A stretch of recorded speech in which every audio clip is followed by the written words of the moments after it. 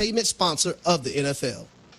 Indeed presents hires you can't afford to get wrong, like a hospitality manager at a 5-star hotel. So I just checked into room 318, but someone was in there. Room 318. Oh, you were supposed to be booked in 813, which is now booked. So what do we do? How about rock, paper, scissors for who gets the bed? This is your job for sponsored jobs. This is what happens when you don't sponsor your job on Indeed. Next time, get matched with quality candidates with Indeed sponsored jobs.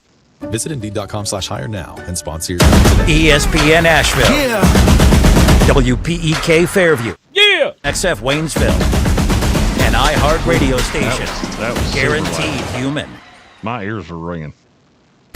Live from the Ingalls studio. I can't wait to play with myself every day. The sport. From me or the commercial? That rejoiner is just super loud. The ID. By golly, put more powder in those things. He couldn't take any more disappointment. Oh, my God. The Jets killed him.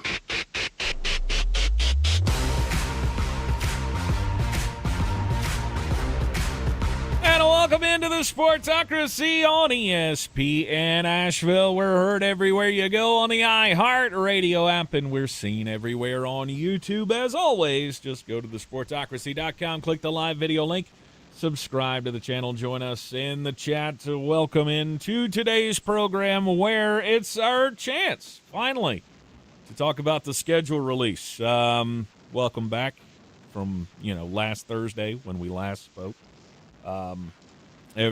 First off, I did the stress test on Friday. I'm not dead, so clearly I passed. Isn't that how that worked? Well, I mean, the fact that you haven't passed is a good sign. But right, we're going to throw you on a treadmill. We're going to run you till your heart beats really fast, and then we're going to throw you on a table and take some pictures of it. Awesome. If you can survive the treadmill, then I guess you passed the stress test. I don't know how it works. I'm actually more surprised you survived the treadmill, but that's just me. that's what I'm saying. That's the true stress test. Is yeah. They're like, if you're feeling woozy, you let us know. It's like two nurses standing there going, "Oh God, please don't fall." Oh, if he falls, he's gonna hit so hard. Oh, how was your weekend, Jeremy? Oh, played a little golf. Got a little burnt. I'm in Greenville. Mm-hmm. My typical Monday. Mm-hmm. I must ask this question because I feel like somebody that works for the DOT probably listens to this show. Mm-hmm. Why do you close a lane on an interstate at 7 a.m. on a Monday morning? Don't do that. Just don't. You had 3 whole days to do whatever you wanted to do. Do less of it right now. Mm-hmm. It should not take 2.5 hours to get 65 miles. Yeah. It shouldn't. It also should not have taken me an hour and a half to get from Hendersonville to Woodfin the other day. Mm-hmm. Stop closing things. Open things. Open good, closed bad. Today it is it's a Monday. I was gonna try to come up with a better slogan and I couldn't do it. It's one of those days where we're gonna break down the schedule all week long, and we're gonna go division by division. We'll talk about all of the games, how they got scheduled, and who got screwed by the NFL. And who's just going to win too many damn games this year? Which I feel like is a great place to start. In the NFC North. We're doing the North divisions today. We'll do the NFC North first, AFC North second. And we're going to go in reverse order of how they finished last season. Which, just to throw that out there, Did we know that the Detroit Lions, Jeremy, had like the easiest schedule on the planet? Yes, because I think they do. I did know that. I said we did a live. It was Bill Workman, John Welch, and myself, and we resolved. I think I would bet my kidney on the Detroit Lions to win the NFC North. Because one team in this division has quite possibly the most difficult schedule I've ever seen. Mm-hmm. It's not them, though. No, it is not. No. Detroit did not end up with, a schedule even as bad as the Minnesota Vikings did. And honestly, their schedule's not really all that daunting. It's just the fact that I think they're so bad that they're going to be a dog in damn near every game. Don't envy the Chicago Bears either. Is that the one you were talking about? The Chicago Bears are the one I was referring to. Yes. The Bears wound up with a pretty tough one. So, Jeremy, Detroit Lions, this looks like a New England Patriots 2025 schedule. I was willfully trying to find losses, and I got to 12-5. That's not bad. They were 4-4 on the road, 2-5 against teams that have really any shot of making the playoffs. They still go 12-5. Yeah. For them to go 12, and we have not discussed. That's how we always do this. You did your little work through. I did mine. I have the Lions beating the Saints, the Jets, the Arizona Cardinals, Green Bay in Detroit, Minnesota in Detroit, winning at the Miami Dolphins, beating the Buccaneers in Detroit, the Bears in Detroit, at Atlanta, Tennessee, in Minnesota, and the New York Giants, and they go 12-5. Mm-hmm. Did they beat a good team in this? It didn't sound like they did. Because I would argue there was not one really good win on that entire schedule. I had them losing to the Panthers, the Bills, the New England Patriots in Detroit, and then they lose the last two of the year at Chicago and at Green Bay. And they still go 12-5. Mm-hmm. If they don't go at least 11-6, I feel like Dan Campbell should have to testify in front of Congress to explain why. Because that's where I'm at. This should be an 11-win team at worst. This should be an 11-win team if they replace Jared Goff with Spencer Pratt at quarterback.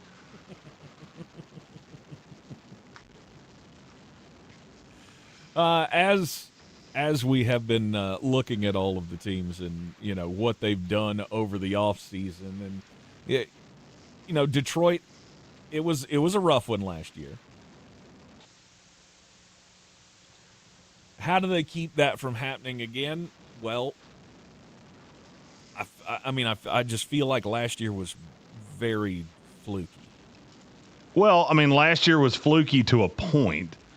They also played an absolutely evil schedule. Mm-hmm. If you look at who Detroit actually lost to last year, there's not a lot on that schedule where you go, oh, that's a bad loss. Mm-hmm. Do you see many of those? Because I don't.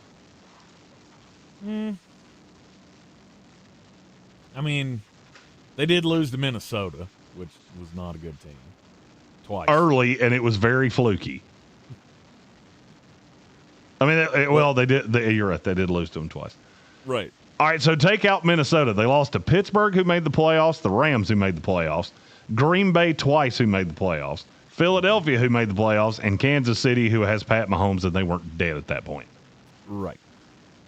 It was just a wicked schedule. They also beat Baltimore. They beat Chicago twice. They beat Dallas, who was not a fun offense to play. Mm-hmm. Washington was pretty dead by the time they beat them. They absolutely shellacked Tampa Bay. They beat Cincinnati. This was not a bad team. They just played an evil schedule. Right.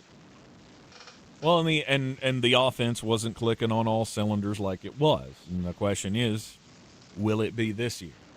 Well, and you say the offense wasn't clicking on all cylinders. You still had a 4,500-yard quarterback that threw 8 interceptions. You had a 1,200-yard running back and another one that ran for 700. You ran for, 21 total touchdowns? The offense wasn't bad even with a bad coordinator. The defense was just not good. Mm-hmm. And so you ask, how do you keep that from happening again? Beat bad teams. Beat mediocre quarterbacks. You win 10 games by beating Geno Smith, Bryce Young, Jacoby Brissett, either Kyler Murray or J.J. McCarthy, Malik Willis, either Penix or Tua Tagovailoa, Cam Ward, Jackson Dart, and then winning one against Caleb Williams or Jordan Love, who I don't think either one of them is elite. You win 10 games by beating nothing outside of what I just said.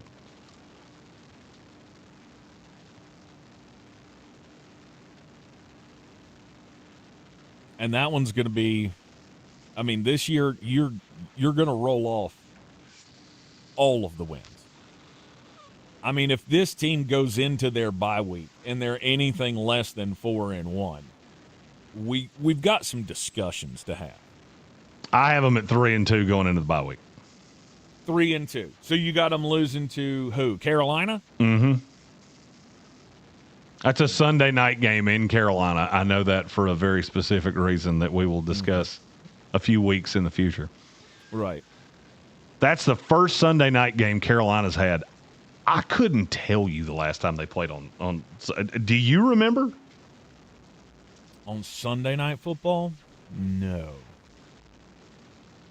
They've only played 15 of them in franchise history. The last one was 2016, and they lost 40-7. Gee. Might tell you why they only get one every 10 years. Sure. So you're going advantage Carolina in that one, okay? Well, I mean, I just think Detroit catches two games that are not advantageous to them early. At Carolina, at Buffalo is not advantageous. The other three, you should win because you showed up and put your pants on the right direction. Right. Opening up at home against the New Orleans Saints.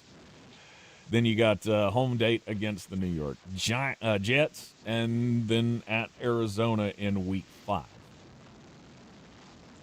And then you get the bye week. You catch Green Bay at home after the bye. Right. And you get Minnesota at home at Miami. That should be a very favorable 3 weeks, I would say, or as favorable as possible, because you get Green Bay at home. Then in Week 10, I think that's like a gauntlet week. Is it? Or though? At least as hard as it gets for this schedule. Well, I mean, that game's in Germany. Right. I always lean on the vet team. And, I mean, Detroit's a more veteran-laden team than New England is. Mm-hmm. The only thing that scares me is that you do have – it's the 2 weeks after that scare me. Because you have to go to Munich. So that's Germany, jet lag, all of the potential issues. And then you got Tampa Bay and Chicago. They're both in Detroit. But that Chicago game's on Thursday night. Right.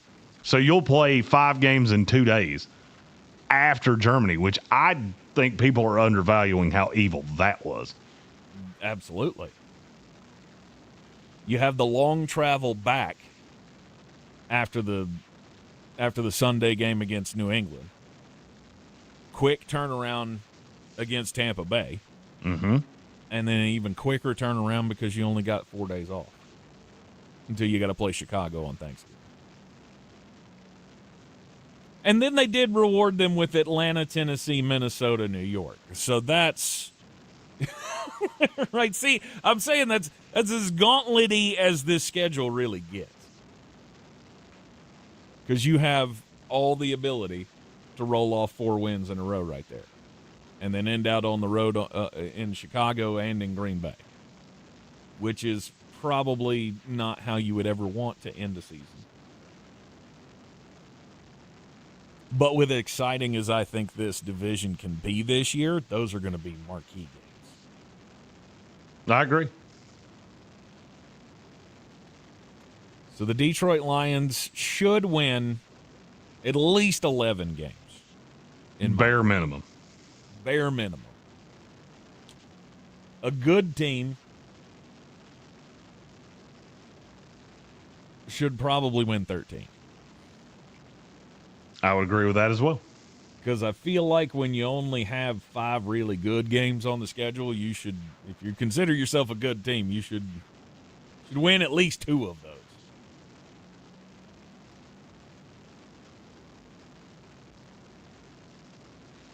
What is your biggest problem, or do you have a big problem with how this laid out? If you're Dan Campbell and you're looking at the schedule, do you have any issues other than that quick turnaround weeks 10 through 13? That would be my biggest problem. If I had a 2, it would be that I play 3 division games on the road in the last month. Mm-hmm. I don't love that. With a Monday nighter in between it. Mm-hmm. Now, that one's at home. It's against the New York Giants, who I don't think are going to be great. But, I mean, ending with 3 division games is pretty wicked. They also end 4 of their last 6 are on the road. I would love to know what they were thinking on that Sunday night football game with the Minnesota Vikings, but no clue. That's just me. No clue. Was that necessary? Did we have to put a beat down on the Vikings in week 15 on Sunday night football? Because at that point, the Minnesota Vikings, they should have already taken inventory. Because their schedule's not real good either. No, it is not. And actually, I mean, they're not a good team, which makes the schedule even worse. We'll talk about it when we come back. Here on ESPN Asheville, it's 92.9 FM, 880 AM, 1400. Sportsocracy heard everywhere you go on the iHeartRadio app. Be right back. Now here's your chance to win $1,000. Just enter this nationwide. All right, you're clear. On our website, Bills. That's Bills. Enter it now. Log on to ESPNAVL.com to play. That make the static go away? Voters are listening to the radio. Tons of them. If you're running for office, radio is where people are actually tuned in, not swiping past ads. Connect with communities everywhere and get on the air in just 48 hours. Visit winwithiheart.com. That's winwithiheart.com. It's the French Open, where every point is about compete. I mean, I still hear just ambient noise, but when you talk, it's not that bad. It's like it's trying to bring up the room sound when you don't talk. I don't know why it would be doing that, though. I don't have anything to win on any surface. Search the Renee Stubbs Tennis Podcast on iHeartRadio, America's #1 podcast network and the Webby Podcast Company of the Year. Presented by Capital One, founding partner of iHeart Women's Sports. Is it better when I take the preamp down? 63 Americans a day die by gun suicide. By storing our guns safely, locked, unloaded, and away from ammo, we a second chance at life. So Learn nothing more changed at right there. endfamilyfire.org. Brought to you by... Oh, you got a little bit louder. I got louder, but nothing around me did. Most people out here think that taking care of one another is important. And most people would step up for a neighbor going through a tough time. Yeah, it didn't really change. About friends and family when they need it. But the funny thing is, most of us won't look for help when we need it. Talk to someone if you're struggling with mental health. Because most people out here really care. Find more information at loveyourmindtoday.org. That's loveyourmindtoday.org. Brought to you by the Huntsman Mental Health Institute and the Ad Council. Asheville's Real Rock, Rock 105.1. Your home for the Braves After Dark coverage of Atlanta Braves baseball. Brought to you by Parks Ford of Hendersonville. Experience the Parks Promise at parksfordhendersonville.com. Skip this. Tap that red talkback mic on the iHeartRadio app while listening to your favorite station. You guys rock. Instant feedback. And the best feature, if you mess up, Hopefully I'm sending these messages correctly. do it again. Leave a talkback now on the free iHeartRadio app. Good morning, guys. I just want to warn you, traffic is tough out there. We are here for you to tell you how to keep safe, Everybody who is listening needs to take cover as soon as they can. to provide the music, talk, and sports you love, and to deliver the news that matters to you. We are the voices you can trust. We are live and local. We are America's broadcasters. Text radio to 52886 and tell Congress you depend on your local radio stations. Message and data rates may apply. You may receive up to 4 messages a month, and you may text STOP to STOP. This message furnished by the National Association of Broadcasters.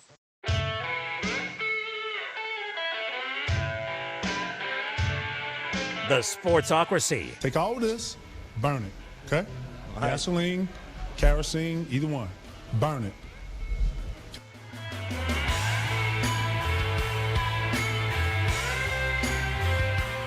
Back on ESPN Asheville, we are the Sportsocracy. And the Minnesota Vikings have Kyler Murray or J.J. McCarthy. Because, I mean, it's a full-on competition. And this is what we are locked in on in training camp, right? I mean, because the season is really going to hinge one way or the other. I'd never understood it. The overzealous nature that people have and takes that people have about J.J. McCarthy. I mean, I always wanted to give the guy the benefit of the doubt that he could play in this league. But I think it's become quite obvious that he cannot. And so you went out and got Kyler Murray, who's a better quarterback, sure. But, Jeremy, you don't believe he's going to be a great option in Minnesota. I don't think he fits in this offense very well. Because, I mean, and I've said this ad nauseum, Kyler Murray is very short. It's a very tall line. And Kevin O'Connell loves throwing over the middle. Mm-hmm. That's a recipe for disaster. And I thought that before I ever saw the schedule. The schedule didn't really change anything. I don't think this team is good. Do you disagree with me in any way? No, I don't. I mean, I don't think it's the worst roster I've ever seen constructed, but I don't think they're going to win very many games. I don't either. I feel like I was very kind, giving them some wins that I really don't think they deserve. And I'm just curious if your record and my record are close.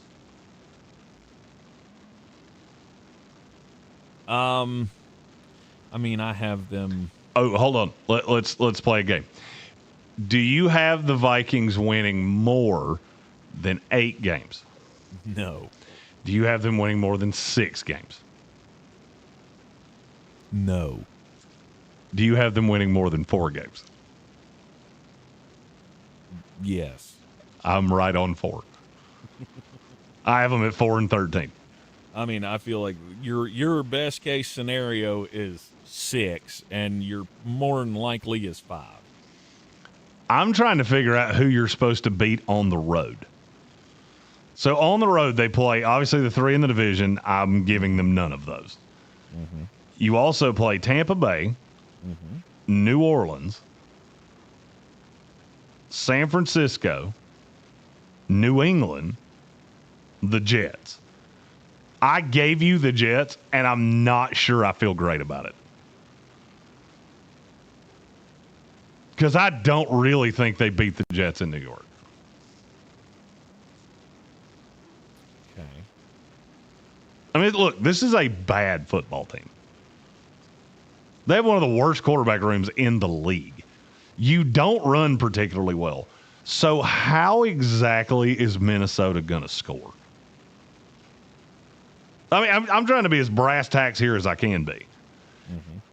If Aaron Jones does what Aaron Jones has done over the course of the last, I will generously say over the last 3 years, he's missed at least 5 games in 2 of the last 3 seasons. Okay. He is now 31, pushing 32. Why would I expect him to play 17 games? And behind him, we have Jordan Mason, Damon Claiborne, and nothing really else. Jordan Mason has been a fine backup. He ain't fine. one to carry your offense. He's fine. Mm-hmm. He's fine. But when I'm not scared of your quarterback, what am I going to do? And I'm not scared of either one of these quarterbacks.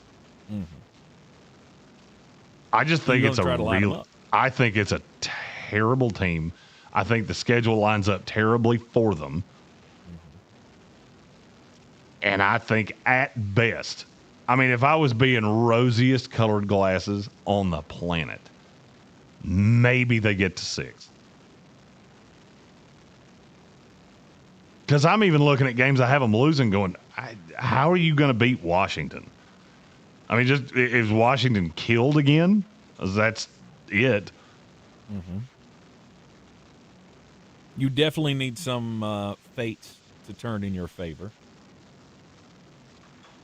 I mean, I do feel like a lot relies on this offensive line. If you're healthy, can they keep Kyler protected? I mean, the line's not like bad. To run right, the Kyler does like to run himself into trouble sometimes. The line's not bad. You're always going to run that problem. But, I mean, if Christian Darrisaw and everybody stays healthy, I think he'll be able to get the ball down the field, don't you? No. No? I don't. I think he's such a terrible fit in this offense. It blows my mind that they're telling us this is a competition. I get that teams lie. I really do. I get that teams lie. This is one of those times that your lie tells me a lot. I mean, because the rest of us are looking at you like, you're morons. I mean, if you're not seeing what we're seeing in J.J. McCarthy, you are morons. So why would you say that to anyone that it could be reported? It's the lie to the fans. It's the lie to the fans that still believe that J.J. McCarthy is worth something. The fans that have watched J.J. McCarthy already know what he is. Took 10 games. I know exactly what he is. There's always people willing to lie to themselves about a star quarterback, quote unquote. I was probably the biggest, I'll say J.J. McCarthy guy in all of media. Yes. They've even stopped messing with me. Mm-hmm. I don't even hear from them anymore. Mm-hmm. They just sit down and, yep, missed that one. He is not good at this. Yeah. But I think that's the only. I mean, to me, that's the only reason you tell that lie. Is to let them know that we haven't completely given up, but we've kind of given up. Because I don't think this is I mean, that doesn't. On the surface, that doesn't even look like a competition. It's not one for me. Right. If Kyler Murray shows up with 2 hands and 2 feet, he wins. But you think that defense is still just going to give up way too many points, right?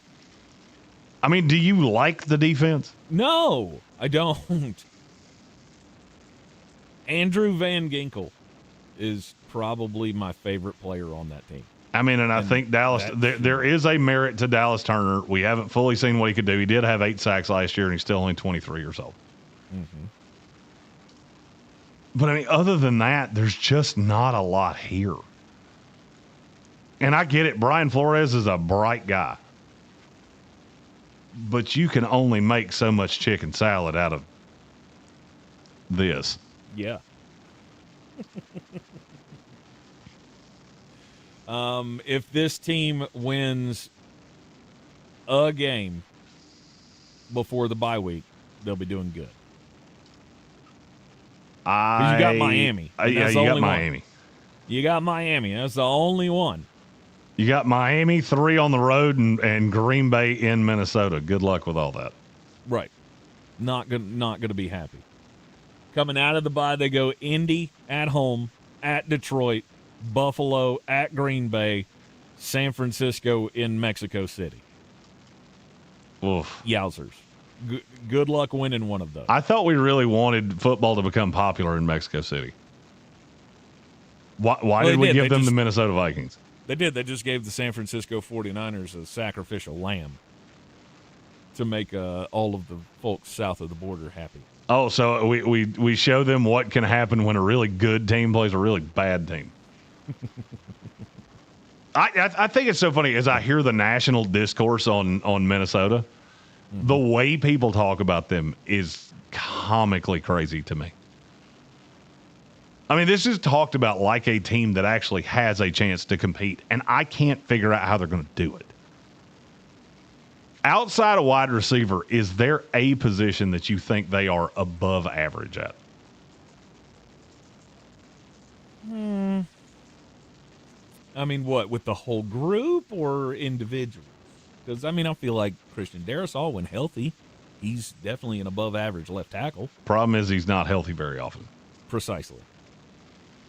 I mean, I would say T.J. Hawkinson is still an above-average tight end. When he's healthy. When he's healthy. There's just a lot of that with Minnesota. And I think this is a really just unbelievably bad team. Yeah, I agree. And they ain't going to be many wins on that schedule at all. Officially, you've got them at 4 and 13. I got them at 4 and 13. Vegas, by the way, you want to take a stab at what the over-under on their win total is? I'd say 6.5. You're too low. It's 8.5. Under. Hard. If you go under 6.5, you can get it at plus 270. And I'm not gonna lie, I think you should. Go. Yeah. You juice that up a little bit. Move that line. Wow. I don't see it. I don't get it. I mean, you do have one of the best wide receiver cores in all of football. Yes. I mean, how many trios are that good? With Jordan Very Addison few. and Justin Jefferson, and now you got Juwan Jennings thrown into the mix. And you can even add T.J. Hawkinson into that and just make it pass catchers. Absolutely. That's fantastic. You have a Lamborghini sitting in front of a dilapidated single wide. I mean, if that line can block at all, then Kyler Murray, there should be no more excuses. He can either this is last shot, prove it. You can either play or you can't play. Because if you can't play with this much talent in front of you, then you got a problem. Well, I mean, I think it's at least worth talking about. I mean, in the last 4 years, Kyler's been hurt 3 times. And he's been mediocre at best for the vast majority of it. That 24 season, he wasn't bad. Outside of that, he's a replacement level quarterback. Yep. And hence he finds himself in Minnesota, of all places. You're in the Sportsocracy, and this is ESPN Asheville. Be right back. ESPN Asheville. And we're clear. Your Thank you. mountain weather forecast. Are we doing Hot outside? afternoon, 90s the record. I'm just going to go for it. Sunshine, breezy, 90 degrees. Sure. Mainly All clear, right. mild, 60, but not terrible. Tuesday, sunshine near 90. And Wednesday, still near 90 degrees. We'll see when the showers, thunderstorms start blossoming. May not quite get to 90, but still, good chance we get some much-needed rainfall. And the thunderstorm chances will continue for the rest of the week. I'm meteorologist Ray Stajic from the Weather Channel. This report is sponsored by Compassion International. Compassion sponsorship means food, healthcare, education, and most of all, being known, loved, and protected. There are thousands of kids waiting over a year. End their wait. Sponsor a child with compassion today. Text the word radio to 83393. Skip this. Tap that red talkback mic on the iHeartRadio app while listening to your favorite station. You guys rock. Instant feedback. And the best feature, if you mess up, Hopefully I'm sending these messages correctly. do it again. Leave a talkback now on the free iHeartRadio app. I need a little range, step to the range, come on, meet me at the Introducing the new Chick-fil-A Jalapeno Ranch Club Sandwich. With that juicy Chick-fil-A chicken on a buttermilk ranch bun, jalapeno ranch sauce, and pickled jalapenos, it's a little ranch with a lot of kick. The new Chick-fil-A Jalapeno Ranch Club with original spicy or grilled filet. Available for a limited time only. Order ahead on the Chick-fil-A app. ESPN Asheville has your chance to win Braves tickets right now with the talkback on your iHeartRadio app. hit that microphone button and give us the keyword, and you could go see the Braves take on the Nationals next Sunday. The keyword to win? Homer. Hurt in the game? We tough it out. Feel exhausted? We push on. Feeling down? We pull ourselves up by the bootstraps. But there are times when bootstraps aren't enough. When stress gets to us and we need to talk to someone about what we're really going through. So we're going to reach out, because sometimes mental health is not a one-person job. Visit loveyourmindtoday.org. That's loveyourmindtoday.org. Brought to you by the Huntsman Mental Health Institute and the Ad Council. Sure, you know Appalachian Motor Coach is the official shuttle sponsor of the Living the Dream Tailgate Tour. But did you know that they can get you anywhere in style? Weddings, bachelor or bachelorette parties, corporate gatherings, family reunions. Appalachian Motor Coach makes the ride part of the fun. Luxury seating, climate control, and none of the stress of parking or driving.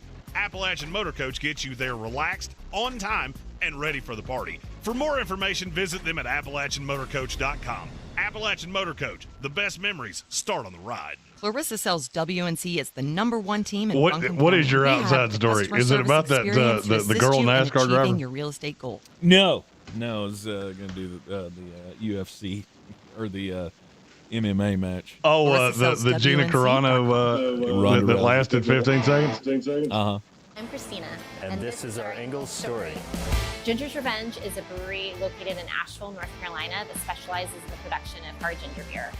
So we use all natural, whole ingredients, and I think that really sets us apart. Ingles is an amazing partner for us to work with. A lot of our fans know that they can go to Ingles and find a lot of the flavors that we have available, and they just make it really easy for folks to purchase local products.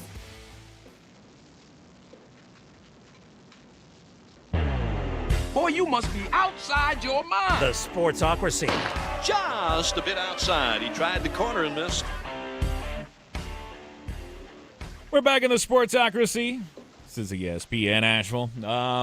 Saturday night, if you got all excited about the big match, the landmark showdown of two of the greatest to ever do it, and you tuned into Netflix to watch the knockoff MMA Jake Paul event, I guess you got bamboozled as did I. I mean, it's not like I was sitting there just watching the entire thing. Like, I kept flipping back and forth, going, "Hey, when's the match going to start?" And found it, and then it was over. It lasted 17 seconds, Jeremy. That's all we got.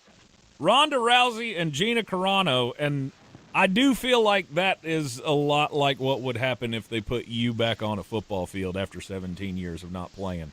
Like, it would just be like, "Oh, Maynard, oh, crap. Well, let's move on to the next thing." Because I mean, that's kind of what happened. Ronda Rousey immediately jumped on Gina Carano, drove her to the ground, hit her in the face twice, grabbed her arm, and she tapped out. In 17 seconds, it was all over. And I love the looks on all of the faces in the crowd that were like, "Oh, how did that happen?" Well, I feel like that could have been highly predictable.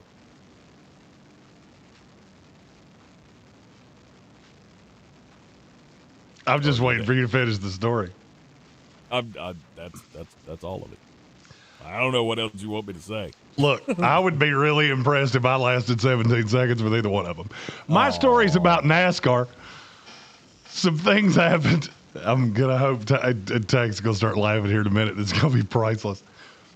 Natalie Decker, she's a NASCAR driver.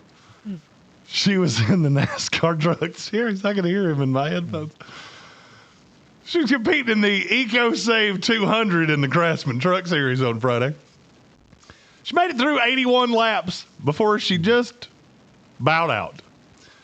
She got black flagged for going too slow at one point. She got black flagged for speeding on pit road. And then she came on the radio, and she had a lot of things to say. She said, "You guys, I'm trying my best to hold my expletive together. But I don't want to keep doing this. There's just so many expletive things that I could say right now. And I'm just trying to keep it together about the expletive director of this series. My question is, why did that come up 81 laps into a race? Did you communicate to him that maybe there were things he did that you didn't like? Or did you look at him and say, you know what you did? And who was this? Natalie Decker. She's in the truck series, and she races in some other series too. Because at one point she said, I'm just done with the trucks. I'm going back to the other one. Was not a good look.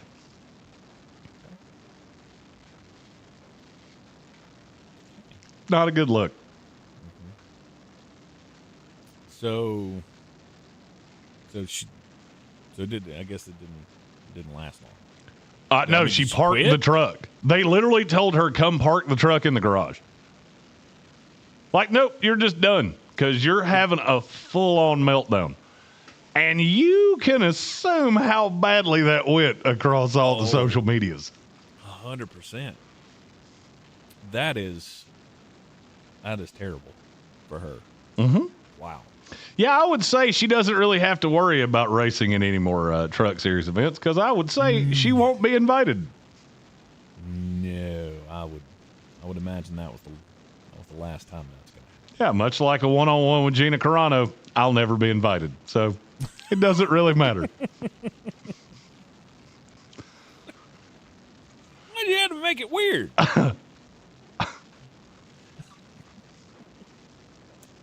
Did my very best not to make that weird.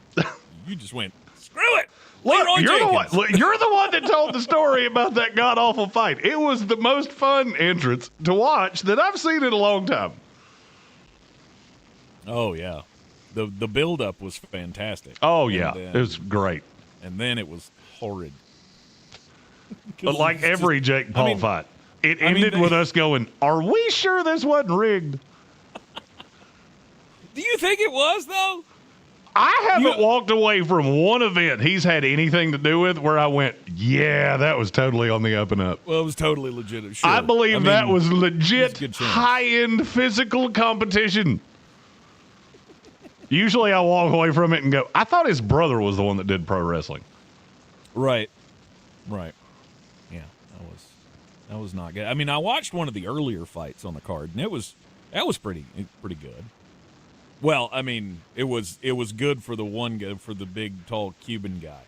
It was not good for Junior Dos Santos, who's 87 years old.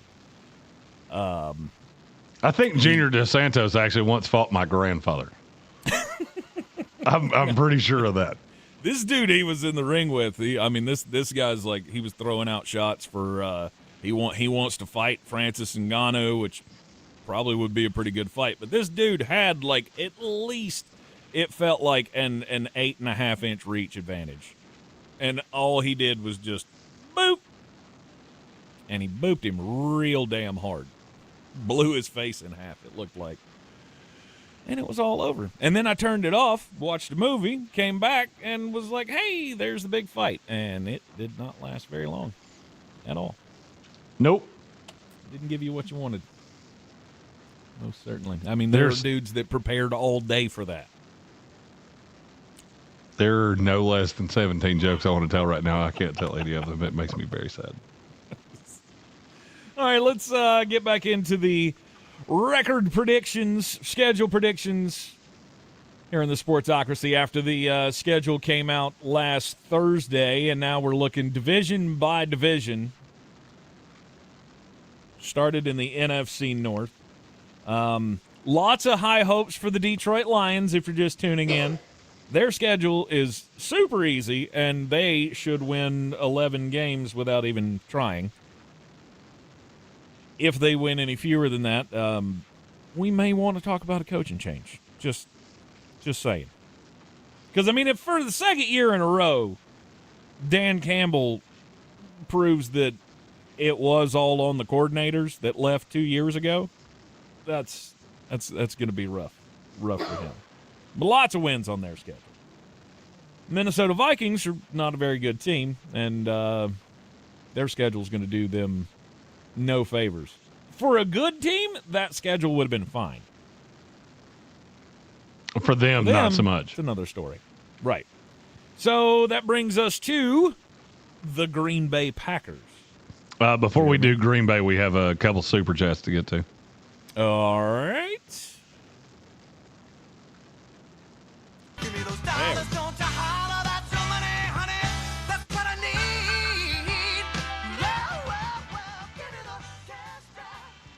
Red Sea, he had two. I'm going to read them backwards.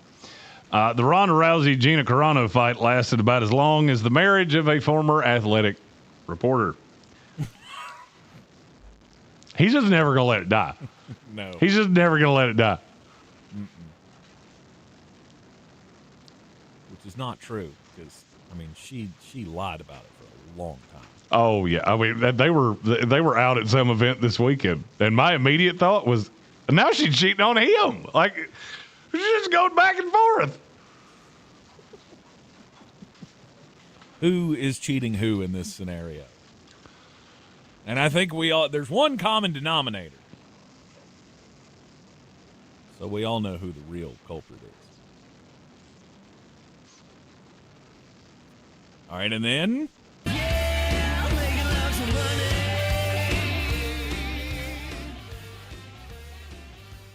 It's also from Red Sea, who said, Jeremy, how many teams do you think will be at or below 6 wins on the year? Because to me, the bad of the NFL is going to be mega horror awful this year. Tank, have you gone through the entire league? I have not. I have. Mm-hmm. And I had to get a little cute because there was a time where a quarter of the league was going to win 6 or less games for me. That sounds about right to me. Look, I mean, you got a bunch of teams here that are actively trying to lose games. Mm-hmm. They won't come out and say that. It doesn't mean that it's not true. About one in every division, I would say.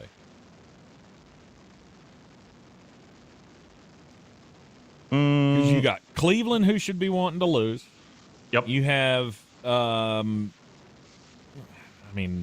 don't know that Tennessee wants to lose, but they're gonna. Tennessee got no favors done by the schedule. Right. The Miami Dolphins, the Atlanta Falcons, the Minnesota Vikings. So I wouldn't say one, but that's at least, what was that, 5 that I gave you? That those teams are going to be lucky to win 4 games. I want to play a fun game with you. I want to see how many of these you can get right. Okay. There are 8 teams in the NFL that are that are plus 22 or under, plus 2,200 or under, excuse me, to be the team with the fewest regular season wins. How many can you name? Okay. I will say Vegas. Yes. Plus 950. Tennessee. Yes, plus 1,600. Cleveland. Yes, plus 1,400. Miami. Yes, plus 400. The Giants. Nope. Really? Plus 2,800. They're tied with the Washington Commanders. Which is hilarious to me. Comical. Because both of those teams are somehow behind the Indianapolis Colts, which I do not understand at all. Cardinals. I left out the Cardinals. Yep. They are the favorite at plus 230. Atlanta. Yep. Plus 1,400. You have 2 left. I would say Minnesota's got to be on that list. Not even close. Minnesota's plus 5,500. The Jets. Plus 850. They're third. You are only missing the 8th longest odds, and it is the funniest team on this list, and it's not close.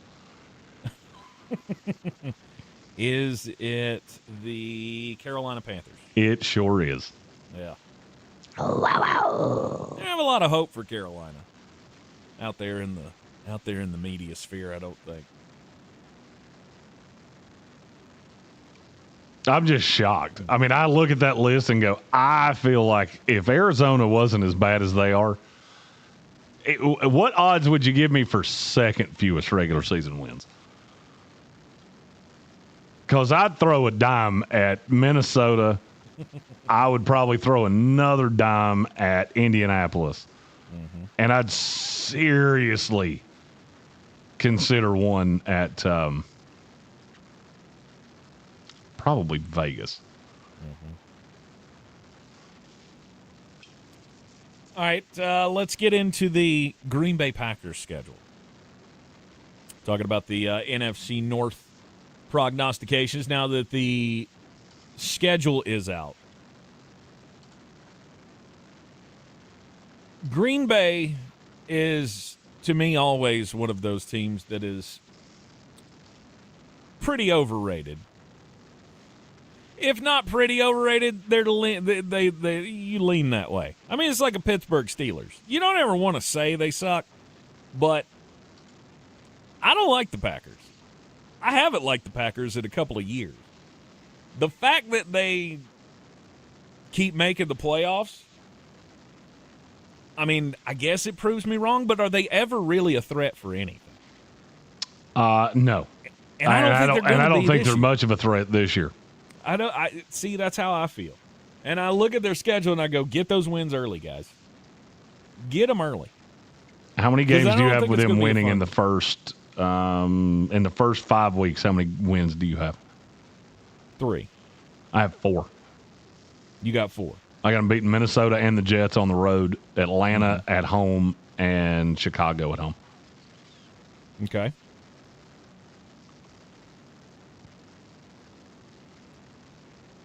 I don't even like them against Chicago.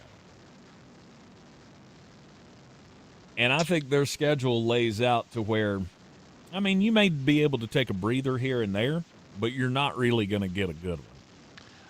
Because you got a lot of roller coastery going on with this schedule. Because let's say that the Carolina Panthers are among that worst in the league group, right? The odds to get the number 1 pick or whatever. I don't think they belong there, but let's say that's where they sit this year. It certainly does kind of lean itself out when you look at, they're going to go from week 5. They go Chicago, Dallas, at Detroit. And you go Carolina at New England. Okay, I get Minnesota, then a bye week. All right, that's a fun little 2-week stretch. Then I go at Los Angeles, at New Orleans. Then I get Buffalo at home. But then I get Miami. You see, this is like the roller coaster of all roller coasters. But then you have to end out the season with 3 teams that I don't like you to win those games either. At Chicago, Houston at home, Detroit at home. If everybody's trying hard in all of those games, I don't like the Packers in a lot of them. And to me, I look at this schedule and go, that looks like it's got 8 and 9, 9 to 8 written all over it. That's funny because I have them at 9 and 8. Mm-hmm. Play a fun game. We'll dig more into the Packers and the Bears after the bottom of the hour. Okay. What's the difference between the Packers and the Bears? Other than show me a tangible difference roster-wise. Show me a tangible difference between the two. Okay. You think they're all the same? Well, I mean, one's got at least one wide receiver, I believe. So I'm going to say some things, and you tell me which team I'm talking about. Okay. I have a quarterback with pretty significant arm talent. I've got a room full of wide receivers that's now being led by a former first-round pick that I don't actually know if he's truly a 1 or not. Okay. The best part of my offense is my tight end room. The offensive line is improved to a point, but I'm not. I'm talking about over the last handful of years. Mm-hmm. Defensively, I have one defensive player that everybody kind of universally looks at and goes, he's real good. Mm-hmm. But everything else is just kind of a hodgepodge. There's some higher drafted players. There's some retread guys. There's just kind of a potpourri of players on defense. Which one of those two teams am I talking about? All right. I mean, that fits both of them very well. Well, it's because I was trapping you, because literally I was bouncing back and forth between Green Bay and Chicago, because everything I just said applies to both of them. Mm-hmm. They're the same team. There's one huge difference. I believe way more in Ben Johnson than I do in Mike LaFleur. Right. Coaching is a big deal in this league. We'll talk more about the NFC North when we return here in the Sportsocracy. Green Bay Packers, still the defending NFC North champion Chicago Bears, coming on the way. Here in the Sportsocracy on ESPN Asheville. ESPN Asheville. There we're clear. Thank you. Your mountain weather forecast. Hot afternoon, 90s the record. I'm just going to go for it. Sunshine, breezy, 90 degrees. Tonight, mainly clear, mild, 60, but not terrible. Tuesday, sunshine near 90. And Wednesday, still near 90 degrees. We'll see when the showers, thunderstorms start blossoming. May not quite get to 90, but still, good chance we get some much-needed rainfall. And the thunderstorm chances will continue for the rest.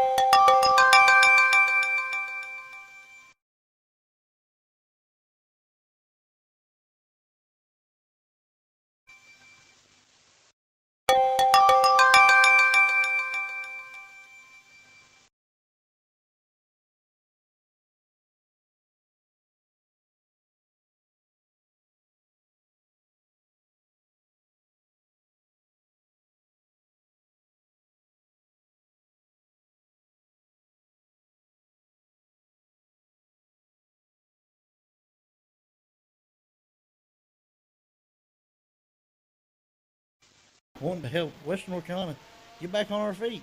We are fully insured and licensed. We keep our promises, meaning if All we right, say you we're got going to me? be there, we'll be there.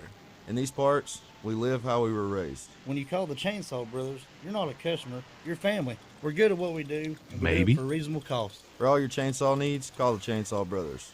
828-316-1013. Or find us on Facebook. See how we treat our family. Are you still covered up with storm damage and debris? Call us about our daily rates at 828-316-1013. That's 828-316-1013. We're the Chainsaw Brothers, and with our neighbors, we are Western North Carolina strong. The Atlanta Braves are rocking into the 2026 season. When lights are on, the Braves are on. Asheville's Real Rock 105.1. Brought to you by Parks Ford of Hendersonville. Experience the Parks Promise at parksfordhendersonville.com. When you're a grocery store, hunger has no place in your community. That's why at Ingalls, we donate over 2 million pounds of food every year to those who need it. It's the right thing to do. And we know you'd do the same. Ingalls, your neighbor for over 50 years. Selling your home? Don't settle for. Our real estate team at Clarissa Sells WNC and eXp Realty offers Zillow Showcase, an exclusive AI-powered listing experience available top 10% of all listings in our area. With immersive media, cutting-edge design, and elevated marketing, Showcase listings, they go pending quicker and sell more than standard listings. Ready to stand out in a crowded market? Give our team a call today, 828-774-6343, because your home deserves the spotlight. The Ingalls advantage isn't the best quality food for your family. It's more than that. It's the advantage of being a part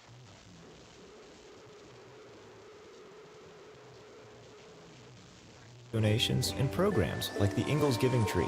Hey, can you Food hear for me? Thought, and the Ingalls Fill a Backpack program.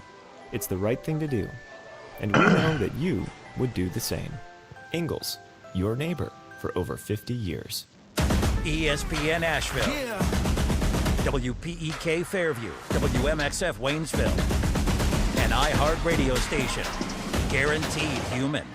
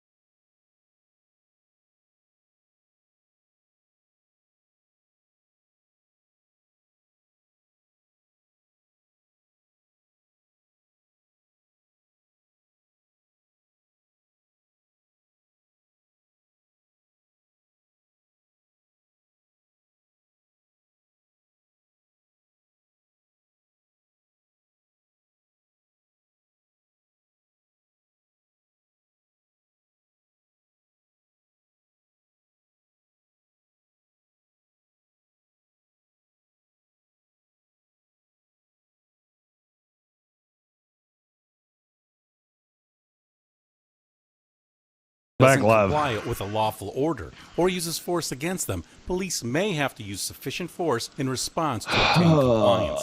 Use of force. Don't do that. Nobody likes it, especially police, and nobody knows how it will turn out. Spread the word. For de-escalation to work, both parties must de-escalate, and de-escalation isn't necessary if there is no escalation. Help police by not escalating.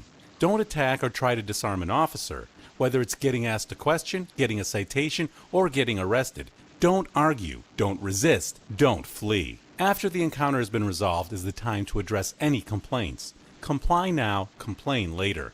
Keep everybody safe. This message brought to you by the National Police Association. To learn more about how to help law enforcement accomplish its goals, visit nationalpolice.org.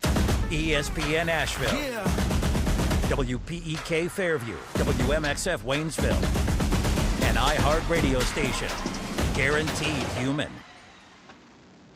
Live from the Ingalls studio. I can't wait to play with myself every day. The Sportsocracy. Damn the devil to hell! Let the big dog see! Let him on the field! Come get you some of this. Fire them cannons! By golly, put more powder in those things. He couldn't take any more disappointment. Oh my God. The Jets killed him.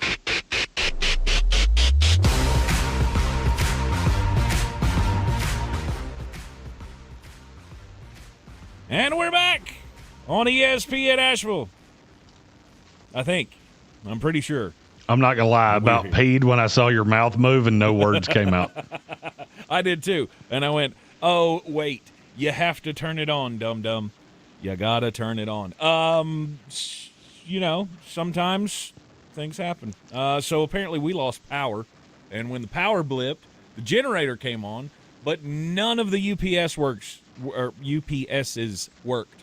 So all of the stations kind of went off the air for a while. So we're back on, thankfully. Sorry for all of the, you know, ESPN national screwery you had to listen to there. But, you know. Are the lights the only person in the building that knows how any of these computers work? It's kind of on you to get everybody back on the station. So. Are the lights in the room you're in blinking, or is that in my head? No, they're blinking. Because every once in a while it lights up like you just found the light, and most of the time you look like Bane. I was born in the darkness. Yeah, you merely inherited it. Lights are just flashing on and off around the building. Transmitters are going off. XDSs are failing. All of the things are happening here at iHeartMedia Asheville today. A lot of acronyms. That's what I just heard. A lot of acronyms are not acronyming. That's exactly right. Exactly right. But thankfully, we're here, and we've got one more hour on the program to go. We were talking about the AFC North and their or the NFC North, excuse me, and their schedule release. We didn't even get through all of it, and we're gonna have to just bail on the AFC North because I guess we're not going to have enough time, right? Stephen Tao will get a field day out of the NFC. Even when we tried to do the AFC North first, it still wound up last. Right. What is happening? Go away. I'm not going to lie. At this point, I'm not even looking up content things. I'm just watching you go full clap on, clap off every 15 seconds. Oh, well, and the TV keeps going on and off. Like, things are just, and that's not good. Hey, here's a question. I don't think anybody's ever asked this that walks into iHeartRadio Asheville. Mm-hmm. Have we ever thought about a seance? Or maybe we built this on an ancient Indian burial ground, and they're pissed. Yes. Because it's, I have seen things go on in that building that somewhat defy all laws of physics. Like right now, where Tank's in a room that he has not moved, and the lights have turned off and on at least 10 times. Yes. And the television's back on, so let's turn that back off. Does the fire marshal ever just walk to that building and go...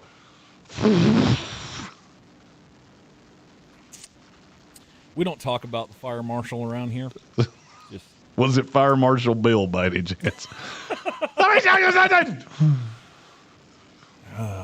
I'm I'm not even completely sure that we've even passed all those checks. So here's the thing. It's so fun. Just every time I look at it, it's almost like every time I blink, it's lights on, lights off, lights on. I feel like I'm like one of the characters that's getting ready to die in like 13 Ghosts or something, and all of a sudden there's just going to be like, I'm going to suicide myself, and nobody knows how it happened. It was the ghosts. It was the poltergeists of Summerlin Road. It's the spirit of Mr. Summerlin coming back to get me. I don't know what I did to him, but I'm only in the studio maybe half the time anyway. This is one time I'm real glad I wasn't there. I'm sure everybody is. And it's back on again. Okay. Wait a minute. You keep turning the television off. It's turning itself back on? It's turning itself back on. Yes. How? Get out of there. Something very bad's about to happen. I do not know how this keeps happening, but here we are. We're about to see Tank get minutes. Alex Murdaughed on YouTube, and I'm going to feel really bad about it. Oh, man. Which, Little Alex low country Murdaugh, humor. just in case you didn't know, that dude apparently went to the barber in prison and went, "Can I have the Jeffrey Ross, please?" Because they showed like a recent mugshot of him this morning on the old news box, and my goodness, I looked up to see if he's got cancer, and I could not find confirmation, true or false. But I think he shaved all of his hair off. Bald works for some people. Either that or that's a real weird way to haze a dude in prison. We gonna hold you down and shave you clean. Ew. Bald works for some people. Yeah, but not like all The of it. Rock. I mean, I'm talking like eyebrows and everything. Now, I know he's very fair-haired, so maybe just at the distance I couldn't see the eyebrows in the picture, but it looked like he went full Jeff Ross. Just, hey, look at me. I want the Josh Dobbs, please. We also refer to that as the Tank Spencer. Hey, I at least have a little bit of hair. We got a little bit on the top. I got a little bit on my face. I'm telling you. The guy looks like he's a super villain now. Lex Luthor ain't got nothing on Alex Murdaugh. Anyhow, let's get back into some football here. As long as the signal holds out and the board still works. We are the Sportsocracy, and this is ESPN Asheville. Heard everywhere on the iHeartRadio app and seen everywhere on YouTube, even when I'm sitting in the dark. The NFC North, the schedule release, we've gone over Detroit and Minnesota. One team's going to have a really good year. The other team's going to have a really bad year. Green Bay is looking just solidly middle of the road with their schedule that they face. And the only schedule we haven't been through is the Chicago Bears. Well, we didn't fully go through Green Bay. We have a reasonably short amount left in this segment. So let's go through Green Bay. We'll do Chicago in the next one. Okay. Because Chicago to me is the schedule's evil, but there's also part of me that thinks some of this laid out pretty well for you. Mm-hmm. Green Bay, on the other hand, I'm just going to ask a question because I know you went through their entire schedule. Yeah. They're going to win 2 games on the road to start the season, right? Yes, should. Can you find me another one they're going to win?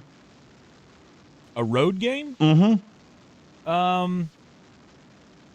I mean, maybe at New Orleans in December.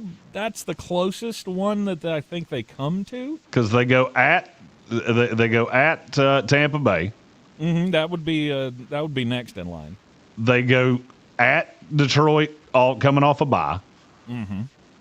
They go at New England. They do have a 2-day rest advantage on New England. They go at the Rams coming off a bye. Right. And at New Orleans. Mm-hmm. And at the Bears. Chicago. Yeah. I see a win there. Mm-hmm.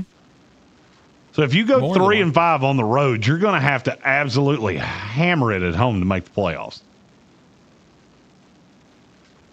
The problem with that is your winnable games at home are, well, I guess with Green Bay, I don't think there's too many non-winnable games. And like probably Buffalo, I would probably consider that a non-winnable-ish game. I don't love Buffalo this year, and I tend to agree with you. Houston, you got a shot. I don't like your chances. It's not a great shot, but it's a shot. When you're starting Jordan Morgan at left tackle and you've got Daniil Hunter and Will Anderson, Mm-hmm. Yeah, it's not going to be fun. I didn't say it was likely. I said it was a shot.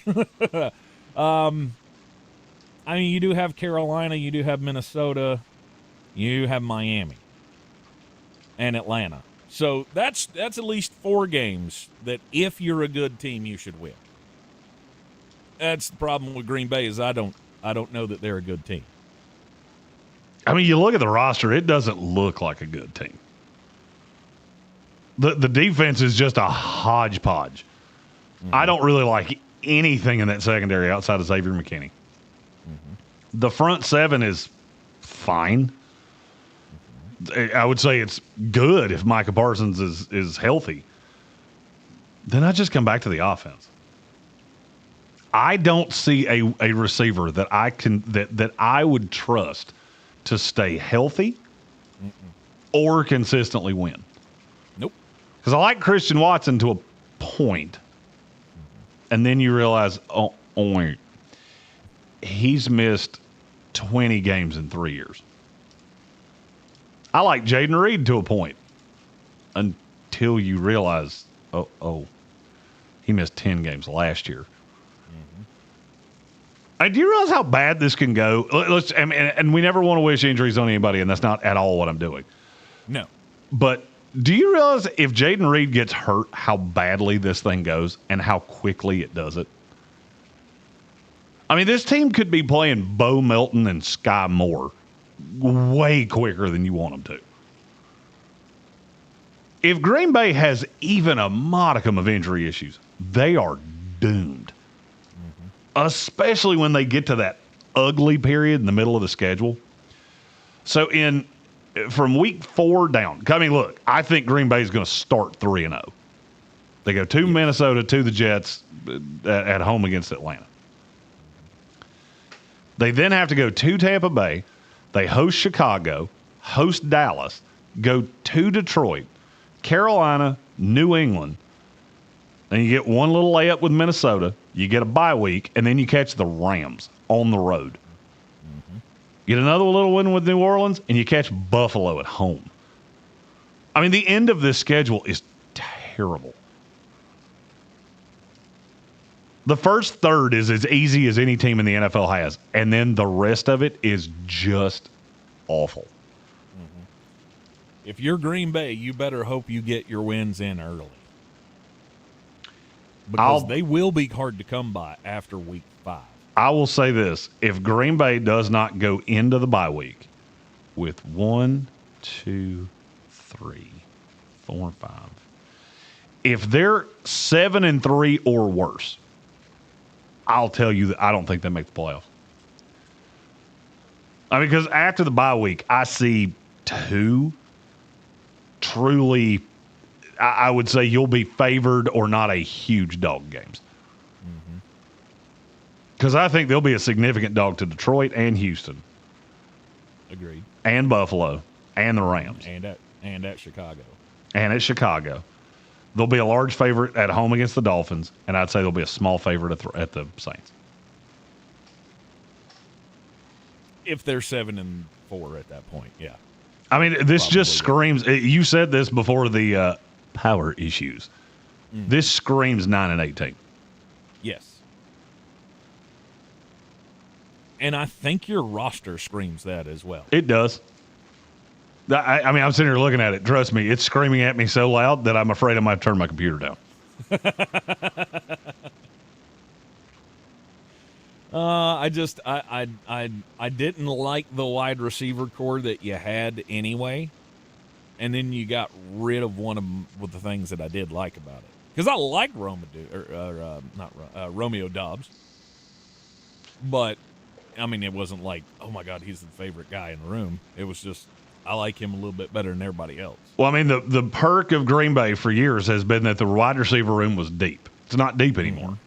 No, because you lost Dontavian Wicks, too. You had 5 threes. Now you have 3 threes. And if one of them gets hurt, you're going to be – this is a team that, to me, is an absolute candidate to be one of those 13 personnel teams that's running 3 tight ends more often than you want them to. Yeah. And then after that, do they have 6 sevens or 7 sixes? Oh. Because they're not good beyond that either. Brendan Rice is on this team, which should tell you everything you need to know. It's just not good. Look, now Green Bay is one of those teams that I'm gonna say is 9-8. I would say they have a possibility to be as good as 11-6. They're gonna have to be substantially better than I think they are, and they're gonna have to be really healthy. Yeah. That's a lot to ask for, in my opinion. But I have also felt that way about them for a while. Like I said, I think Green Bay is one of those teams that every year we go in and there's a certain portion of the population that just goes, yeah, Green Bay's good. But I don't think they are. Green Bay is the Pittsburgh Steelers of the NFC. Absolutely. Even when they had a roster that you believed in a little bit more than this one. If you're in the same boat here, like I look at this year's roster and go, still not as good as last year. And I don't think it was as good as the year before. I mean, the Micah pickup obviously is a little bit different. It makes things a little different. But Micah Parsons, even on a mediocre Cowboys team, what did that do? Not a whole lot. Not by himself. No. And he's in the same position now.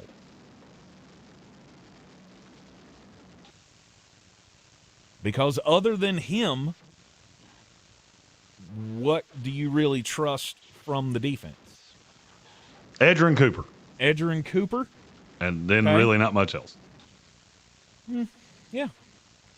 Yeah. I see a whole lot of hit or miss. And you better hope to God you're healthy, because if you start getting into the second level of that defense, good luck. Good luck, because you won't be able to score enough points to be able to keep up with the teams that you're facing on your schedule. Because I see that Minnesota game in Week 10 is going to be like, we got to win this one or our season is tanked if you have injury issues before that. Because you'll start losing early. I don't really like the prospects. Green Bay Packers, 9-8. 'Tis a team of destiny. Here in the Sportsocracy. We'll take a quick break. Be right back. Now here's your chance to win $1,000. All right, you clear. Just Thank enter you. this nationwide keyword on our website. Grand. That's grand. Enter it now. Log on to ESPNAVL.com to play, and good luck. You know what your customers are doing right this second? The exact same thing you are, listening to me. Which, let's be honest, is kind of flattering. But my point is, ads on iHeartRadio actually get heard. In the car, at the gym, on the couch, while people are walking. All right, is that better? Who's a good boy? Who's a good boy? You're a good boy, that's right. Yes. So why not make I the need to next tone ad you down about a little bit, but Get started because today. it's a little Call bright. But 844-844-iHeart or go to iHeartAdvertising.com. And just turn those heat lamps off. Or iHeartAdvertising.com. I'm Scarlett Johansson. My family relied on public assistance to help provide meals for us. These meals fueled my involvement in theater and the arts as a child, which fostered my love for acting. The Feeding America network of food banks helps millions of people put food on the table. You can join the movement to end hunger by donating, volunteering, and advocating. Because when people are fed, futures are nourished.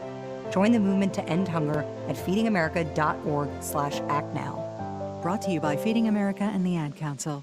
It's the French Open, where every point is a battle on clay. I'd know. I competed there for decades.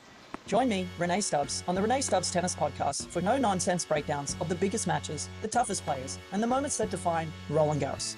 Listen, Elena Rybakina is arguably the best player in the world right now, and I actually No can doubt. win on any surface. Search the Renee Stubbs Tennis Podcast on iHeartRadio, America's #1 podcast network and the Webby Podcast Company of the Year. Presented by Capital One, founding partner of iHeart Women's Sports. News, weather, traffic.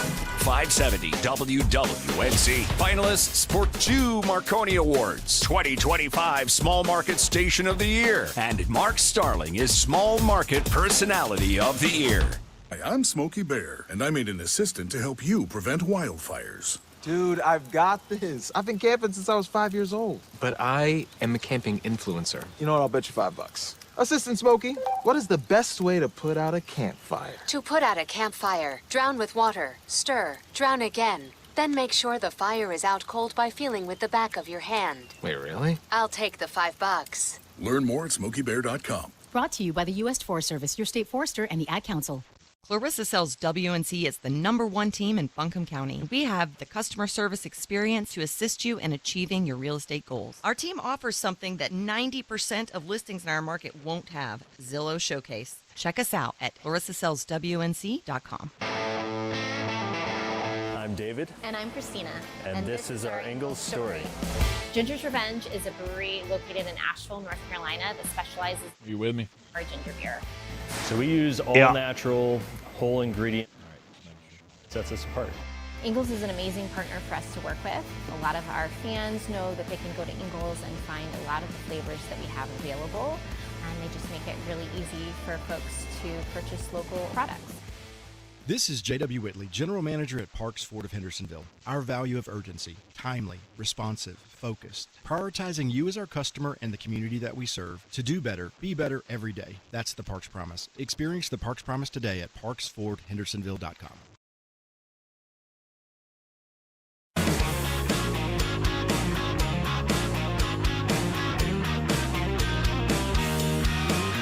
The Sportsocracy. The ceiling is the roof. Let's make it happen. Let's keep moving forward.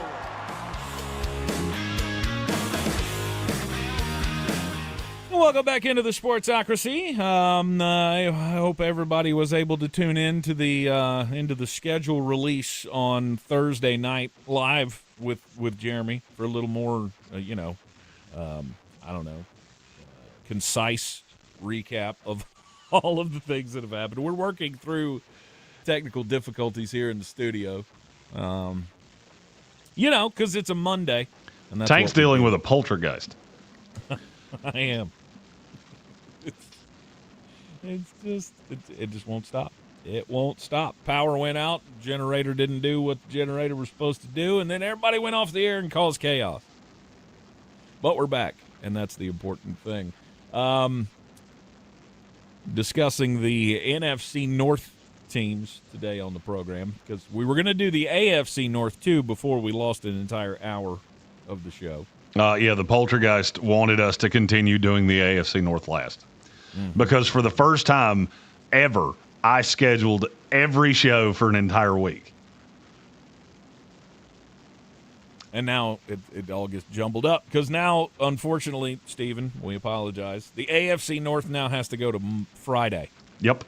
And that's we're sorry about that. It was not intentional. We were trying to do you first, and the demon would not allow us. Indeed. We've had we've had some news. I mean, finally, thank God, the Aaron Rodgers thing is settled. That's how we're going to end the show, because we got a whole mess of stuff. We have locations on 2 things. One thing I'm very excited about. One that I guarantee you I don't attend. I know exactly what you're excited about. It's going to be a honky-tonk good time. We'll talk about that in the next segment. Okay. The other one, you could tell me there was a $100,000 check waiting on Radio Row with my name on it. I still wouldn't show up. Oh, no. Oh, and it's my thing, too. Where did they put the draft? Oh. Hey, you remember that one place that I said I wouldn't go under any circumstances? No way. That's where they're going? Yep. Oh, wonderful. Well, huzzah. We'll get into the scheduling of the NFL coming up in just a little bit. The Chicago Bears checking out their schedule in 2026. This is the toughest schedule in the NFL by percentage. Is it? It is. Okay. Am I the only one that looks at this and goes, it laid out pretty well for them? I don't think you could have asked for better. I really don't. Because with as many hard, awful matchups that you ended up getting, obviously, as the champion of the division, you get all the toughest, non-scheduled matchups around the league. But you do get to open up in Charlotte on the first day of the season, which is, I would say, is advantageous. It's a Ben Johnson homecoming, which I think will help. You have a week off before it. You got Minnesota the week after it. That's advantageous. Absolutely. Then you go Philadelphia. Okay, Philadelphia is a good team. You're on an extra day rest because it's a Monday night game. Now, they are too, so you don't get a rest advantage. But I get Ben Johnson against Nick Sirianni. And I get it at home. And the following week, I get the Jets. Yay! Then you have to go to Green Bay. Oh, that's not great. But then I got Atlanta the week after. Yay! Catch New England on short rest. Oh, that's not going to be fun, but it's at home. And then I catch Seattle after a mini bye because we play them on Monday Night Football. Right. Tampa Bay and Chicago, which doesn't worry me at all. I get a bye. Then I go New Orleans. 8-day rest advantage. Get Detroit on a short week for Thanksgiving, but Detroit always loses on Thanksgiving. Then I get Jacksonville with a 2-day rest advantage. And then I get Miami. Nice little lull. Then I have to go to Buffalo. Then I get Green Bay, Detroit, and Minnesota. 2 of those 3 are at home. For how tough the opponents are, I feel like Chicago got a lot of breaks with how all of it laid out. Agreed. There's a whole lot of extra rest in there, playing the primetime games. There isn't one section of the schedule that I look at and go, oh, man, we're going to get pounded for 5 weeks. There is no spot where I see more than 2 losses back-to-back. Fact or fiction? I would say fact. That's what I'm looking for when I go through the schedules, especially with a team that I'm not in love with. And everybody knows I'm not in love with the Bears. I don't love Caleb Williams. But he also never plays elite quarterbacks back-to-back weeks. The closest he comes to that throughout the entire schedule is Jared Goff and Trevor Lawrence. Maybe Drake May and Sam Darnold. Right. That's the most elite back-to-back quarterback matchups he draws. And that's when I looked at who they played, I remember saying this specifically. If this doesn't lay out well for Chicago, this team could get off to a bad start. You have to play behind. I don't love the running game, and that could be a problem. I don't think it's a problem. I have Chicago at 11-6. I could see that happening. I've also got them 7-2 at home. They go 11-6, going 3-5 against playoff teams from last year. Which should show you how difficult that schedule can be. They're also showing how much upside they have. Exactly. It shows you a lot that there's a lot in there where we got recovery time. I love the fact that you don't get the gauntlet weeks. And it's much like I said about the Minnesota Vikings. It's very roller coastery. You go high this week, and we're going to go low the next week, for the most part. 2 stretches where you go New England and Seattle, Detroit and Jacksonville. I'd say Buffalo, Green Bay, Detroit is the hardest trio of games. I would agree.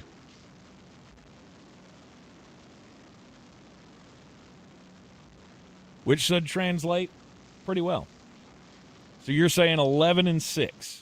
I had this division. I have the Detroit Lions winning it at 12-5. Chicago makes the playoffs at 11-6. Green Bay misses the playoffs at 9-8, and Minnesota is in prime position to draft their next franchise quarterback at 4-13. So circle that Week 17 matchup, Chicago and Detroit in Chicago, because that one could decide who's going to win this division. I would say it probably does, especially if Chicago wins on Thanksgiving. Mm-hmm. If Chicago wins on Thanksgiving and they have the chance to just completely win the tiebreaker with Detroit, they beat Detroit twice, they're going to win this division. Yep. All right, the Chicago Bears trying to win the division for the second year in a row.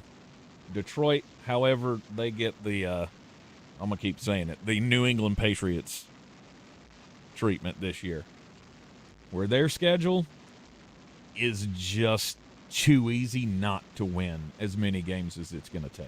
I mean, Detroit's schedule is so soft that I don't really see a way that they're not going to win the division. Mm-hmm. And they have an upside. They could be the one seed in the NFC. Because I'll go ahead and tell you, none of the other the other high-end contenders, like teams that we think are really good, none of them got schedules like that. Mm-hmm. It does make you think. What's the game Detroit's going to lose that they're not supposed to lose?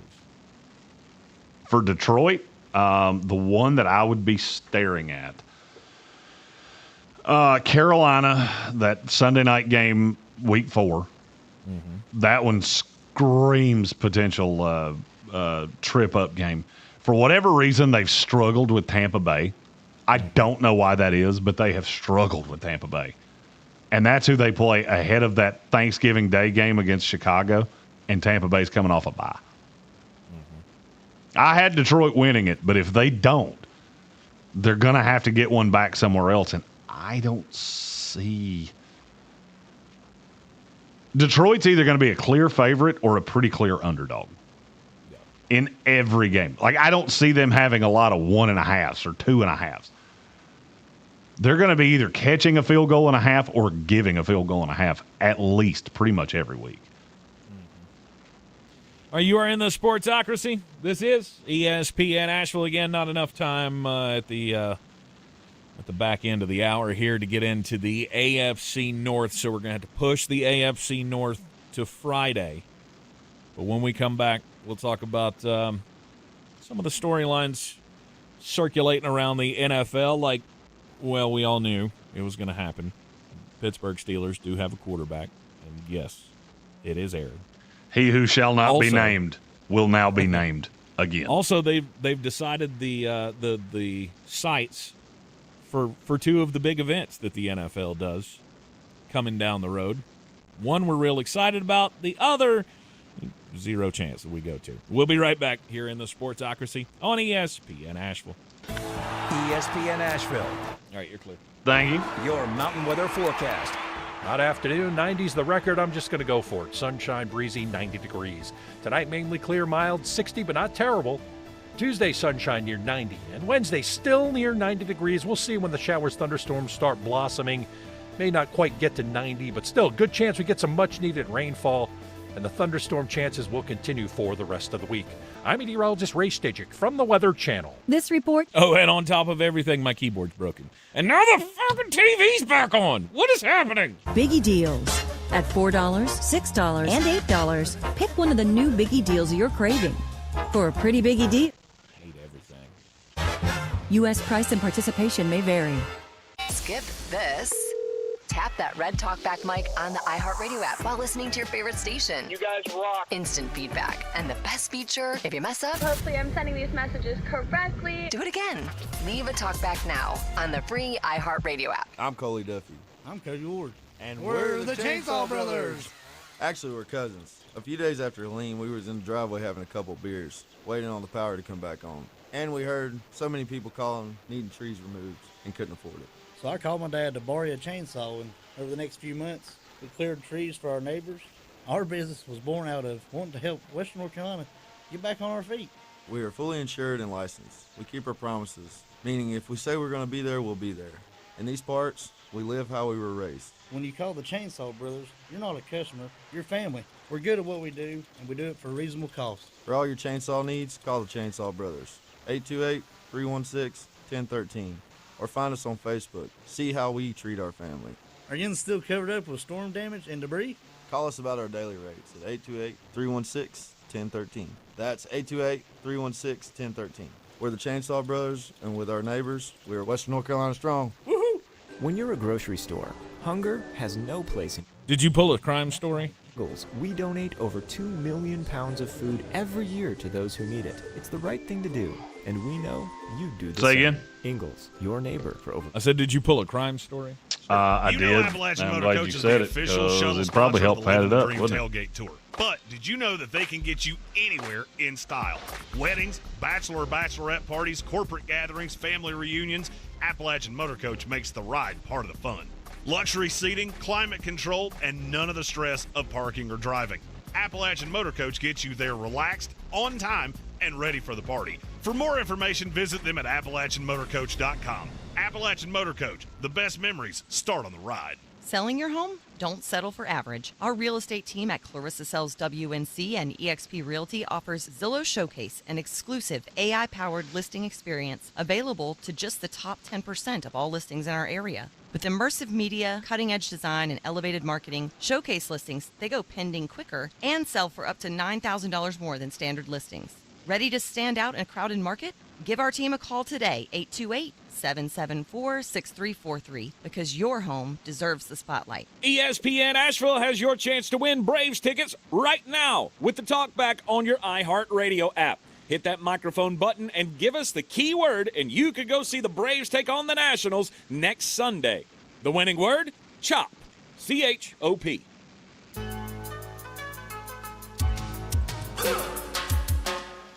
Back in the Sportsocracy, this is ESPN Asheville, and it's time for the most important message of the day.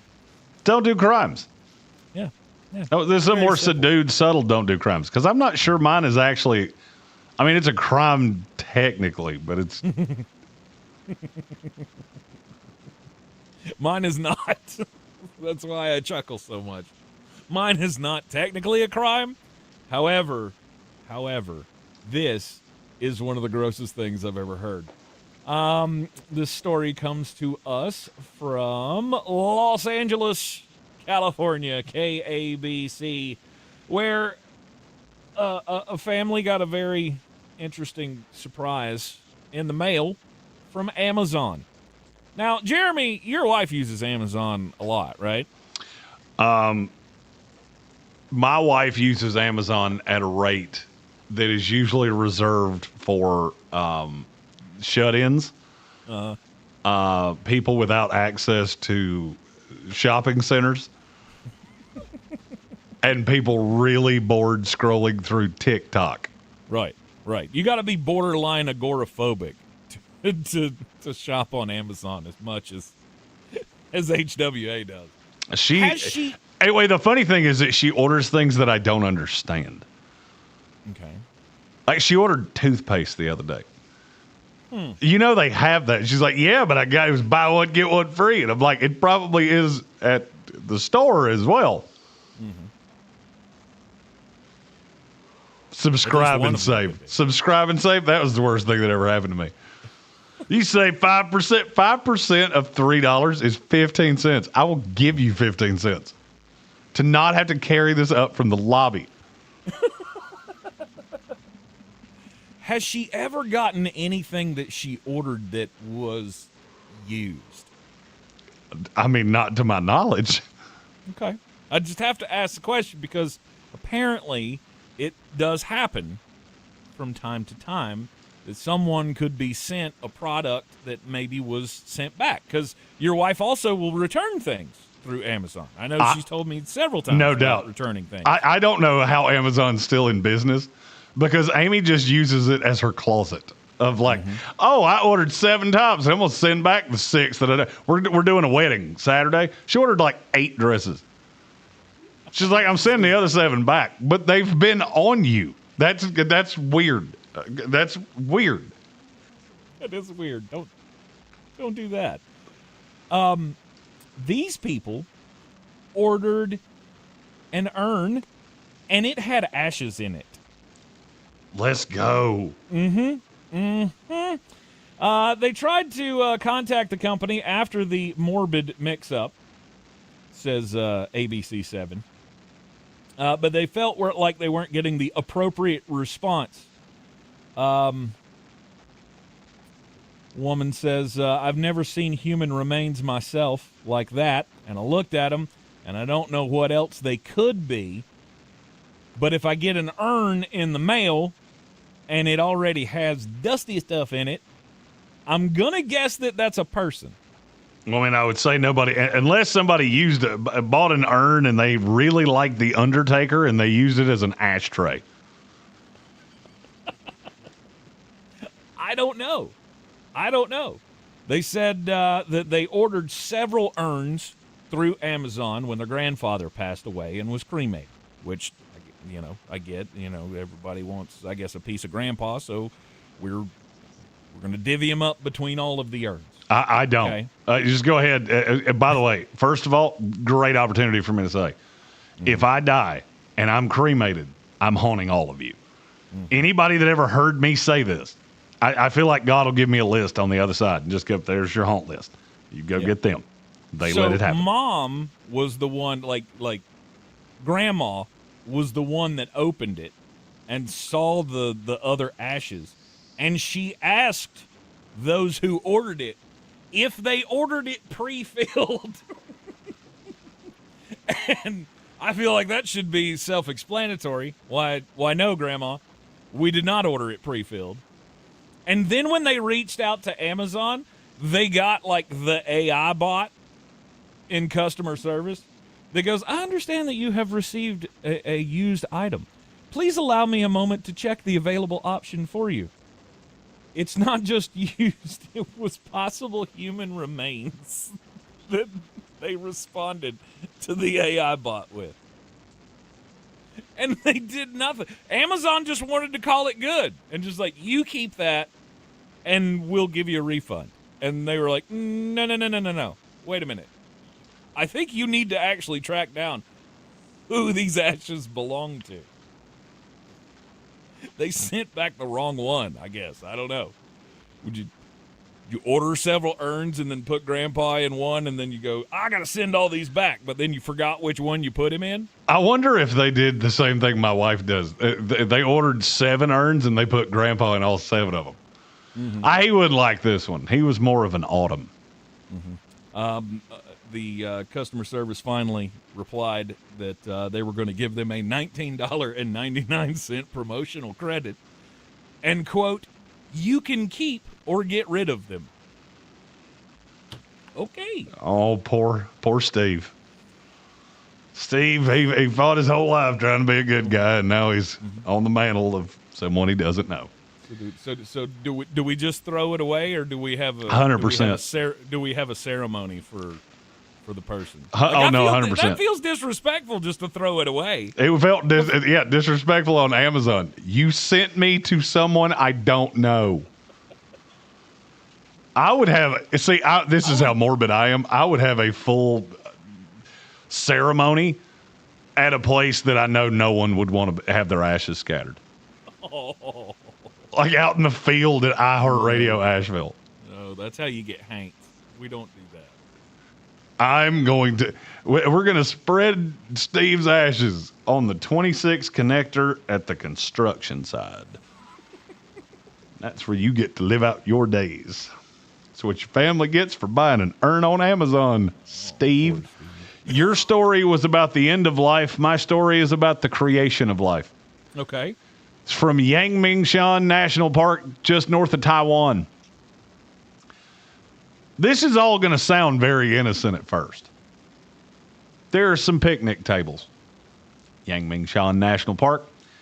And the authorities there decided that it would be good to live stream what was happening around the park so other people could see it and want to join.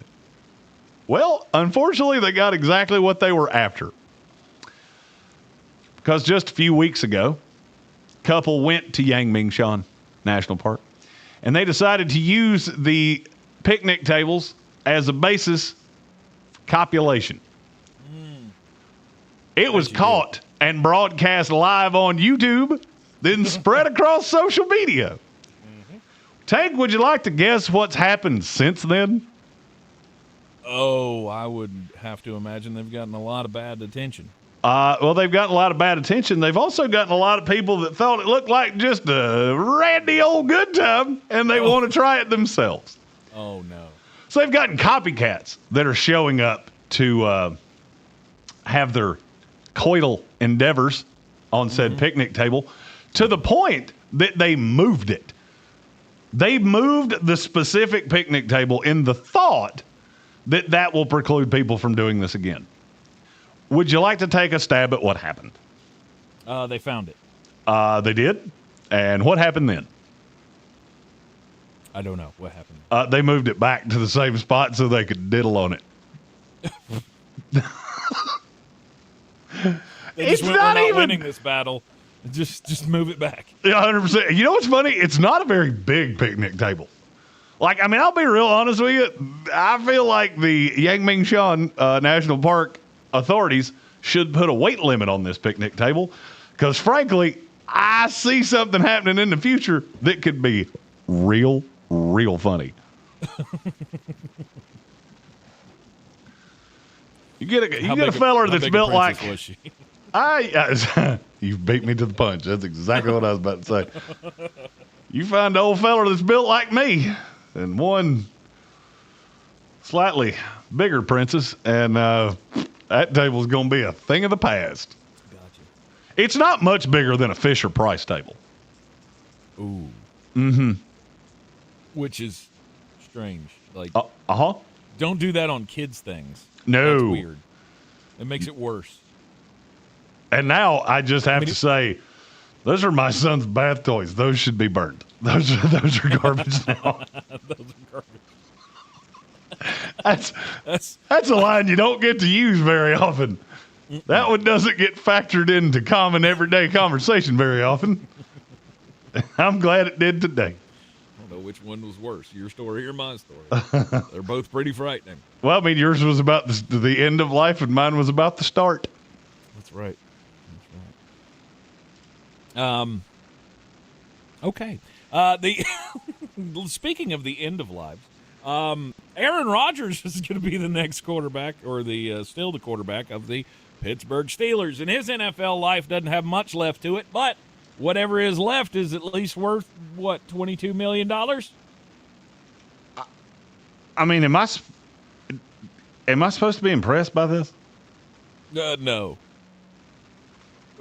Who didn't know this was going to happen? I mean, I think everybody did the minute they hired Mike McCarthy, but I mean, we're all aware that Aaron Rodgers has not been a good NFL quarterback in about 5 years, right? Right. I mean, last year he was statistically one of the worst quarterbacks in the league. Do you know what his QBR has been the last 4 years?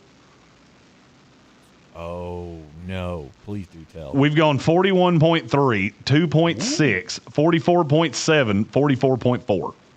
Yes. As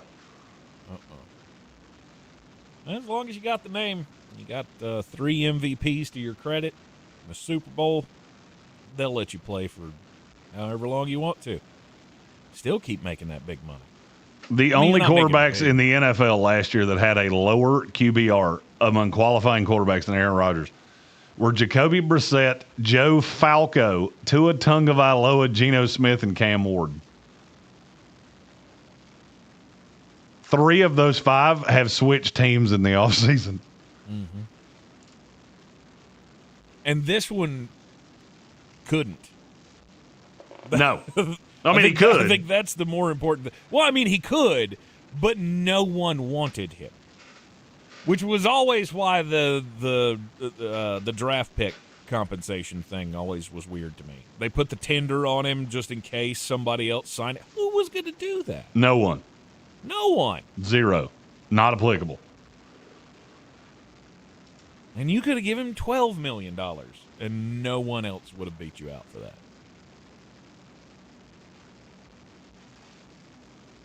But here we are. Mike McCarthy and Aaron Rodgers come together once again to go 9-8. Congratulations. Now, one thing that you can get excited about is that the Super Bowl is coming to our neck of the woods. A honky-tonk Super Bowl. Well, I say our neck of the woods, but it's, hey, closer than it's been in a while. Nashville, Tennessee in 2030. Are you there? Oh, yeah. Oh, now I'm hearing myself. I mean, I am so excited for a Nashville Super Bowl. I mean, is there a better city in the country that you could do this than Nashville? Oh, I don't know. I mean, for me, there is definitely not. That's as good as it gets. He loves Nashville. I do love Nashville. Nashville is awesome. Did they have all of the facilities and the things to make this happen? All of the hotels and all of the things? Oh, yeah. They'll be fine. Okay. I mean, not really like a robust transit system to get you around, do they? I don't know because I don't really ride transit, but I'm a big fan of Uber. Sure. I just feel like that's one of the things that you kind of should have if you're bringing millions of people to the center of the city. Sure. But I mean, hey, they did the draft a few years back, and it was the best of all the drafts we've done on site. Well, I mean, we weren't there. No, but I know people that were, and it was fantastic. Okay. All right. So the new Titans Stadium will be opening next year, I believe. And then yes, this is their last year in Nissan Stadium. Okay. And then 2030, we will have Super Bowl 54? Is that right? No. Am I doing those right? No, you're way low. Should be 64.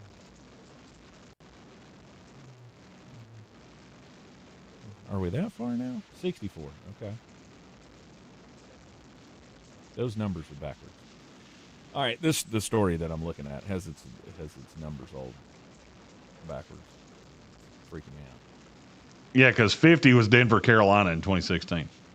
Oh, so, yeah, that's this right. year was 60. Yeah. Okay. Okay, so 64 in 2030. Fun stuff. And then, what was the other announcement? Oh, we're going to have the 2028 NFL Draft in Minneapolis. Gross. Yeah, let me go ahead and say, when you send my invite, will not attend. Yeah. Will not send gift.